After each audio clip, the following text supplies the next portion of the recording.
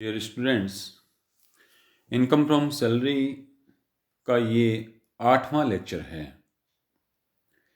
इससे पहले अपन ने 7 लेक्चर में वेतन शीर्षक की आय की गणना करने के संबंध में महत्वपूर्ण बहुत सारे प्रावधान सीखे हैं, जिसमें से ये सारी चीज़ें आपको इसलिए बता रहा हूँ कि इनमें से यदि कहीं कोई कन्फ्यूजन हो, कोई चीज़ आपको वापस रिवाइज करनी हो, तो इनकम फ्रॉम सैलरी के 8 से पहले वाले लेक्चर को आपको देखना पड़ेगा, सुनना पड़ेगा। पिछले 7वें लेक्चर में अपन ने वैल्यूएशन ऑफ परक्विजिट्स शुरू किया था, अनुलाभों का मूल्यांकन, जिसमें हमने loan facility, leave travel concession, medical facility, residence facility आदि की बात की थी। इसी क्रम में आज कुछ और अपन अनुलाभों का मूल्यांकन कैसे करते हैं ये बात करेंगे, ये सीखेंगे। इससे पहले थोड़ा सा रिवीजन कि मकान की सुविधा का मूल्यांकन बहुत महत्वपूर्ण है। आप लोगों को याद हो, इनकम फ्रॉम सैलरी के 7वें लेक्चर में अपन ने मकान की सुविधा का मूल्यांकन कैसे किया जाता है ये सीखा था बहुत विस्तार से। खासतौर से मकान, यदि असुसज्जित मकान की सुविधा है या सुसज्जित मकान की सुविधा है, सुसज्जित मकान की सुविधा में केवल फर्नीचर का किराया जोड़ा जाता है। हमें मूल्यांकन का तरीका जो याद रखना है वो असुसज्जित मकान, और असुसज्जित मकान में भी यदि मकान का मालिक नियोक्ता है अथवा किराए का मकान है, यानी किराए पर नियोक्ता ने लेकर के मकान दिया है, मकान यदि नियोक्ता का खुद का है यानी कंपनी का खुद का है, तो फिर देखना पड़ेगा कि मकान कौन सी आबादी क्षेत्र में स्थित है। उसके आधार पर कर्मचारी के वेतन का 7.5% या 10% या 15% हम मकान की सुविधा का मूल्य मानते हैं, और उसमें फर्नीचर यदि है तो फर्नीचर की सुविधा को जोड़ देते हैं। आप लोग वापस विस्तार से यदि देखना चाहें मकान की सुविधा का मूल्यांकन कैसे करते हैं, तो इनकम फ्रॉम सैलरी का 7वां लेक्चर पार्ट 7, इससे पिछला लेक्चर अवश्य देखें। आज अपन कुछ और अनुलाभों की चर्चा करेंगे, तो आप सब लोगों से मेरा ये कहना है कि इस लेक्चर को पूरा देखें और पूरा देख करके साथ साथ में नोट्स भी बना लें। आइए सबसे पहले हम बात करते हैं नियोक्ता द्वारा कर्मचारी के दायित्वों का भुगतान। जैसा कि नाम से स्पष्ट है, यहाँ पर कोई विशेष प्रकार की, अलग प्रकार की सुविधा, कोई भी सुविधा किसी भी नाम से हो सकती है। हमें ध्यान ये रखना है कि क्या कर्मचारी का दायित्व था, अर्थात वो पैसा यदि नियोक्ता नहीं चुकाता, उसकी कंपनी नहीं भरती, तो क्या कर्मचारी को चुकाना पड़ता? यदि कर्मचारी को चुकाना पड़ता लेकिन उसकी कंपनी चुका रही है, तो ये दायित्वों का भुगतान कहलाता है। जैसे कि अपन ने यहाँ पर लिखा है शॉर्टकट में कि नियोक्ता नहीं चुकाए तो कर्मचारी को चुकाने पड़ते, एवं बिल कर्मचारी के नाम से हैं। ये दो खास बातें हैं। एक तो नियोक्ता नहीं चुकाए तो कर्मचारी को चुकाना पड़ता, और दूसरा जो सुविधा है, जो भी सुविधा है, उस सुविधा का बिल कर्मचारी के नाम से आ रहा है, तो ऐसा दायित्वों का भुगतान सभी कर्मचारियों के लिए कर योग्य है। कितनी राशि कर योग्य होगी कि नियोक्ता द्वारा चुकाई गई संपूर्ण राशि कर योग्य होगी। नियोक्ता ने जितना भुगतान किया वो सारा का सारा कर योग्य हो जाएगा। जैसे होटल या क्लब के बिल कर्मचारी के नाम से आ रहे हैं, लेकिन होटल या क्लब के बिलों का भुगतान कंपनी कर देती है, तो कंपनी ने जितने बिलों का भुगतान किया है उतना सारा का सारा कर्मचारी के लिए वेतन शीर्षक के अंतर्गत कर योग्य हो जाएगा। इसी तरीके से कर्मचारी का ऋण है, कर्मचारी के बच्चों की शिक्षा है, तो ये सारा जीवन बीमा का प्रीमियम है, ये सारा का सारा कर्मचारी का दायित्व होता है। और यदि कंपनी चुकाती है तो जितना कंपनी ने पैसा चुकाया है कर्मचारी के लिए, वो सारा का सारा कर्मचारी के लिए कर योग्य सुविधा के रूप में टैक्सेबल करेंगे। इसके बाद आता है नियोक्ता द्वारा कर्मचारी को आवंटित प्रतिभूतियां।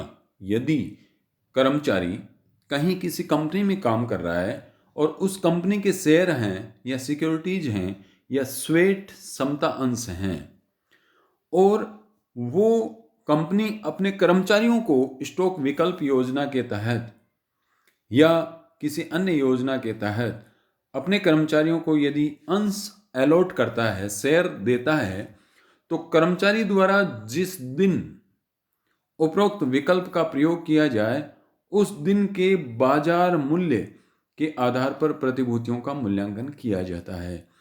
ध्यान याद क्या रखना है कि जिस दिन उस विकल्प का ऑप्शन कर्मचारी ने भरा या कर्मचारी ने सहमति दी, उस दिन उस शेयर का मार्केट में वैल्यू क्या है, और इस मूल्य में से कर्मचारी द्वारा चुकाई गई राशि को घटाकर शेष राशि कर्मचारी के लिए गत वर्ष में कर योग्य होती है, उस गत वर्ष में कर योग्य होती है जिस गत वर्ष में कंपनी द्वारा प्रतिभूति का आवंटन किया जाए। बहुत खास बात है, बहुत ध्यान से रखनी है आपको कि देखिए, बाजार मूल्य तो कौन से दिन का ले रहे हैं, जिस दिन विकल्प का प्रयोग किया। मान लीजिए कि अक्टूबर 2018 में विकल्प का प्रयोग लिया, तो अक्टूबर 2018 का जो बाजार मूल्य वो लिया जाएगा मूल्यांकन करने के उद्देश्य से, मूल्य निर्धारित करने के उद्देश्य से। लेकिन ये कर योग्य कब होगा? ये कर योग्य तब होगा जिस वर्ष में कंपनी के द्वारा इस प्रकार के शेयर एंड सिक्योरिटीज कर्मचारी को दिए जाते हैं, यानी अलॉटेड किए जाते हैं। अब वो अक्टूबर 2018 में कर्मचारी ने विकल्प का चयन किया था, लेकिन सितंबर 2019 में यदि अलॉट किया गया तो फिर 2019-20 के वर्ष में ये राशि कर योग्य होगी, लेकिन मूल्य कौन सा आएगा? 2018 वाला, ये याद रखना है। कर्मचारी ने जितना पैसा चुका दिया है उतना वहां पर घटाने के बाद आधी के बाजार मूल्य कर्मचारी के लिए कर योग्य हो जाएगा। तो ये नियोक्ता द्वारा कर्मचारी को आवंटित प्रतिभूतियों का मूल्यांकन। देन उसके बाद में अगली जो सुविधा आती है उस सुविधा का नाम है अप्रूव्ड सुपर एन्युएशन फंड, अनुमोदित अधिवार्षिकी निधि। और अनुमोदित अधिवार्षिकी निधि नियोक्ता द्वारा, केवल इतना ही याद रखना है कि नियोक्ता द्वारा करदाता के संबंध में अनुमोदित अधिवार्षिकी कोष में 1,50,000 रुपये वार्षिक से अधिक का यदि अंशदान दिया जाता है तो वो कर योग्य होता है। 1,50,000 रुपये तक का अंशदान है तो वो सारा का सारा कर मुक्त हो जाएगा। फिर अगली जो सुविधा आ रही है वो है छुट्टी मनाने के लिए जाने की सुविधा। जैसे यात्रा भी, घूमने फिरने भी, ठहरने आदि के सारे खर्चे उसका नियोक्ता या कंपनी चुका रही है, तो ये छुट्टी मनाने जाने की सुविधा कहलाती है। छुट्टियों के समय पर कर्मचारी अपने परिवार सहित, अपने बच्चों सहित कहीं पर घूमने जाता है, और घूमने के लिए जितनी भी व्यवस्थाएं चाहिए, घूमने के लिए उस स्थान तक जाने और आने की यात्रा, वहाँ पर ठहरने के लिए होटल वगैरह का किराया, खाने पीने की, घूमने फिरने की, ये सारी सुविधाएं यदि नियोक्ता चुकाता है तो सभी कर्मचारियों को अगर समान रूप से ये सुविधा दी जा रही है कंपनी के द्वारा तो सभी कर्मचारियों के लिए टैक्स फ्री हो जाएगी। अगर किसी एक कर्मचारी को मिल रही है, किसी एक कर्मचारी को नहीं मिल रही है, तो कर्मचारी के लिए कर योग्य होगी। कितना कर योग्य होगा कि नियोक्ता द्वारा जितनी राशि खर्च की जाती है उतनी सारी की सारी कर योग्य हो जाएगी। अगर नियोक्ता पैसा खर्च नहीं करता है, कि नियोक्ता का यानी कंपनी का खुद का होटल है और वहां पर निःशुल्क उसे सुविधा उपलब्ध करवाई जाती है, तो हम ये देखेंगे कि उसी प्रकार का जो अन्य संस्थाओं का होटल है वहां पर कितने मूल्य में वो सुविधाएं मिल रही है। और वो मूल्य जैसे कि अन्य संस्था में यदि अन्य संस्था द्वारा जिस मूल्य पर ये सुविधाएं जनता को उपलब्ध करवाई जाती है वह मूल्य कर्मचारी के लिए कर योग्य हो जाएगा। ये अन्य संस्था वाली बात कब ध्यान में रखेंगे? जब कंपनी का खुद का होटल वहां पर हो और खुद के होटल में कर्मचारी को छुट्टी मनाने की सुविधा मिल रही है। अन्यथा यदि कंपनी पैसा खर्च कर रही है, पैसा चुका रही है, तो कंपनी ने जितना पैसा चुकाया है यानी नियोक्ता ने जितना पैसा चुकाया है वो सारा का सारा उसके लिए, कर्मचारी के लिए कर योग्य हो जाएगा। अगली महत्वपूर्ण जो सुविधा है वो है निशुल्क भोजन एवं चाय नाश्ते की सुविधा। निशुल्क भोजन की सुविधा अलग होती है, चाय नाश्ते की सुविधा अलग होती है। तो ये देखिए, निशुल्क भोजन एवं चाय नाश्ते की सुविधा के लिए सबसे पहली बात, 4 पॉइंट अपन ने अलग अलग बनाए हैं, चारों अलग अलग याद रखने हैं कि कार्यालय समय में दी गई चाय नाश्ते की सुविधा सभी प्रकार के कर्मचारियों के लिए कर मुक्त है, टैक्स फ्री फॉर ऑल। कौन सी सुविधा? केवल रिफ्रेशमेंट, चाय नाश्ते की सुविधा। और वो चाय नाश्ते की सुविधा भी कब मिलनी चाहिए? ऑफिस आवर्स में मिलनी चाहिए, कार्यालय समय में मिलनी चाहिए। नंबर बी, कार्यालय समय में दूरस्थ क्षेत्र में कार्यस्थल पर भोजन की व्यवस्था यदि होती है तो वो भी टैक्स फ्री फॉर ऑल, कर्मचारियों के लिए, सभी कर्मचारियों के लिए कर मुक्त है।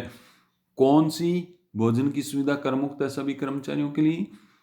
पहली शर्त, कार्यालय समय में होना चाहिए।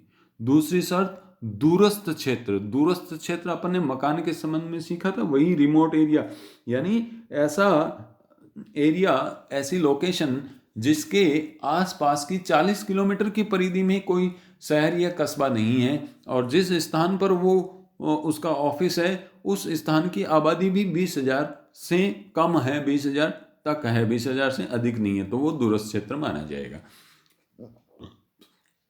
उसके बाद तीसरी स्थिति आती है, कार्यालय समय में दी गई भोजन की सुविधा अन्य स्थानों पर, दूरस्थ के अलावा अन्य स्थानों पर कार्यालय समय, ऑफिस टाइम में यदि भोजन की सुविधा कर्मचारी को मिलती है तो 50 रुपये प्रति भोजन तक कर मुक्त है। अर्थात उसे जो खाना खिलाया जा रहा है, जो भोजन दिया जा रहा है, वो भोजन 50 रुपये तक की सीमा में है तो पूरा कर मुक्त हो जाएगा। अगर 60 रुपये का खाना उसे खिलाया जा रहा है तो 50 रुपये तक कर मुक्त है, और 10 रुपये प्रति भोजन के हिसाब से उसके लिए कर योग्य हो जाएगा। और चौथी, उपरोक्त के अलावा अन्य भोजन की सुविधा यदि है तो नियोक्ता द्वारा खर्च की गई पूरी की पूरी राशि कर योग्य हो जाएगी। 3 बातें याद रखनी है, कार्यालय समय में चाय नाश्ते की सुविधा फ्री है, दूरस्थ स्थान पर भोजन की सुविधा फ्री है, लेकिन कार्यालय समय में भोजन की सुविधा दूरस्थ स्थान नहीं हो तो 50 रुपये प्रति भोजन तक कर मुक्त है। इसके अलावा, यानी कार्यालय समय के अलावा यदि भोजन की सुविधा दी जाती है तो फिर वो नियोक्ता जितना पैसा खर्च कर रहा है पूरा का पूरा कर योग्य हो जाएगा। तो ये भोजन की सुविधा के संबंध में 4 बातें याद रखनी है। देन अगली सुविधा है, कर्मचारी या कर्मचारी के परिवार के सदस्यों को नियोक्ता द्वारा उपहार दिया जाता है, गिफ्ट गिफ्ट गिफ्ट। अब यदि ये वस्तु के रूप में उपहार है तो गत वर्ष में कुल मिलाकर 5,000 रुपये तक की वस्तुएं उपहार में दी जाती है तो कर मुक्त है। 5,000 से अधिक है तो आधी की राशि कर योग्य होगी। लेकिन यदि नगद या चेक के द्वारा उपहार दिया जाता है तो जितना उपहार दिया जाता है, भले ही 1,000 रुपये का हो, भले ही 100 रुपये का हो, पूर्णतः कर योग्य है। अर्थात जितने उपहार की राशि है वो पूरी की पूरी कर योग्य हो जाएगी। कर्मचारी को खुद को उपहार मिले, कर्मचारी के परिवार के किसी सदस्य को नियोक्ता के द्वारा उपहार मिले, तब भी कर्मचारी की टैक्सेबल सैलरी में जोड़ा जाएगा।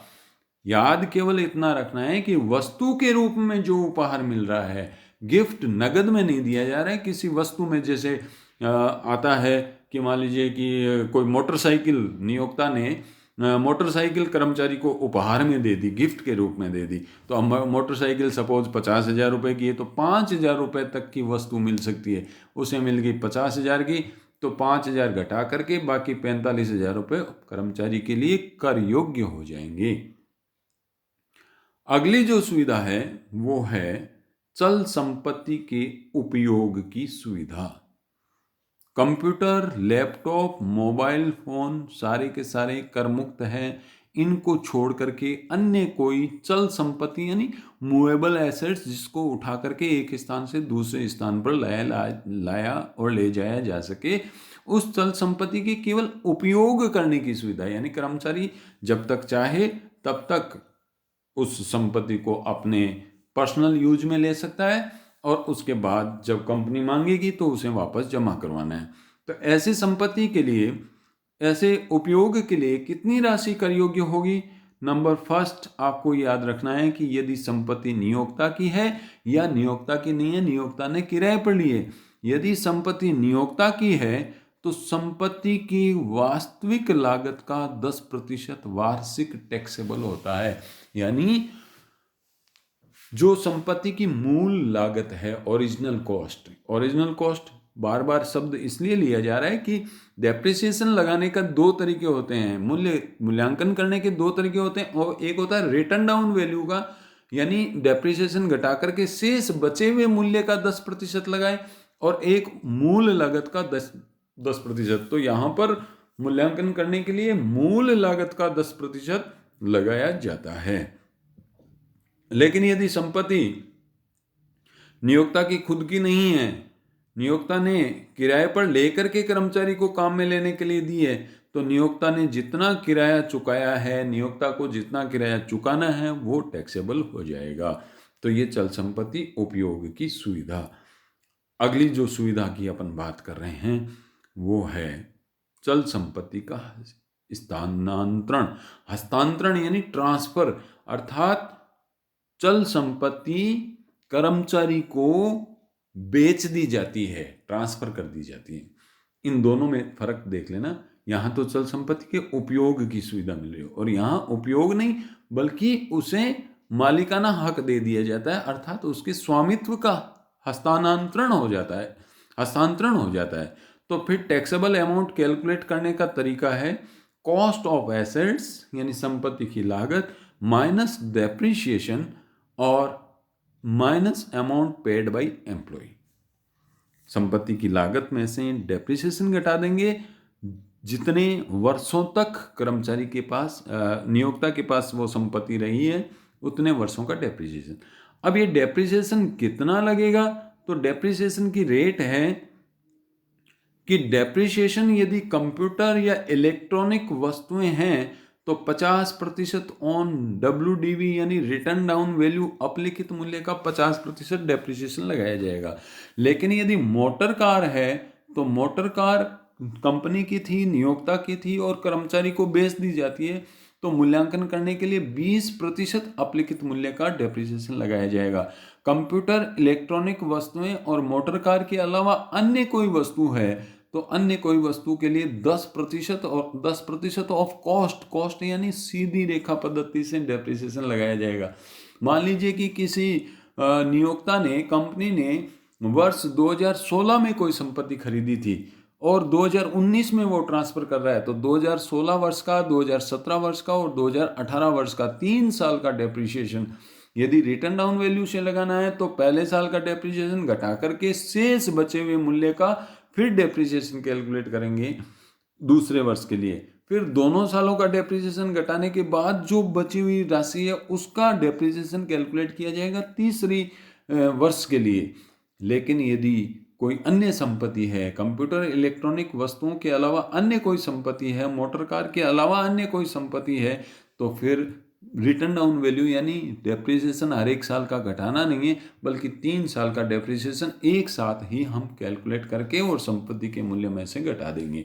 अब मान लीजिए कि 40,000 रुपये की संपत्ति थी और 40,000 रुपये की संपत्ति में से 3 साल का डेप्रिसिएशन 10,000 रुपये आता है, तो संपत्ति का मूल्य बचा 30,000 रुपये और 30,000 रुपये में से कर्मचारी जो है वो 10,000 रुपये चुका देता है, तो वो और घटा देंगे, बाकी के बचे हुए 20,000 रुपये कर्मचारी के लिए संपत्ति ट्रांसफर करने के कारण से कर योग्य हो जाएंगे। तो आज अपन ने जो खास बातें सीखी है यहाँ पर अच्छे से याद रखना, नोट्स बना लेना कि नियोक्ता द्वारा कर्मचारी के दायित्वों का भुगतान पूर्णतः कर योग्य है। कर्मचारी को यदि शेयर एंड सिक्योरिटीज अलॉटेड की जाती है तो उनका मूल्यांकन करना पड़ेगा। अप्रूव्ड सुपर एनुएशन फंड में यदि नियोक्ता अंशदान देता है तो 1,50,000 रुपये से अधिक होने पर कर योग्य होगा। छुट्टी मनाने के लिए जाने की सुविधा मिलती है तो जितना नियोक्ता खर्च करता है वो सारा का सारा कर योग्य होगा। लेकिन सभी कर्मचारियों को समान रूप से छुट्टियों में छुट्टियां मनाने की सुविधा करमुक्त होती है। निःशुल्क भोजन चाय नाश्ते की सुविधा है, तो 4 बिंदु अपन ने सीखे हैं, चारों याद रखने हैं। उपहार दिया जाता है तो वस्तु के रूप में उपहार है या नगद उपहार है, ये याद रखना है। चल संपत्ति के उपयोग की सुविधा है तो 10% कर योग्य होता है संपत्ति की लागत का। और यदि चल संपत्ति का स्थानांतरण हो जाता है, ट्रांसफर हो जाती है, हस्तांतरण यानी बेच दी जाती है, तो फिर संपत्ति का मूल्यांकन डेप्रिसिएशन घटा करके करेंगे। कर्मचारी जितनी राशि चुका देता है वो कर मुक्त करेंगे। तो ये सारी बातें आज अपन ने इस लेक्चर में की हैं। बाकी की बातें इनकम फ्रॉम सैलरी की अगले लेक्चर में करेंगे। तब तक के लिए धन्यवाद।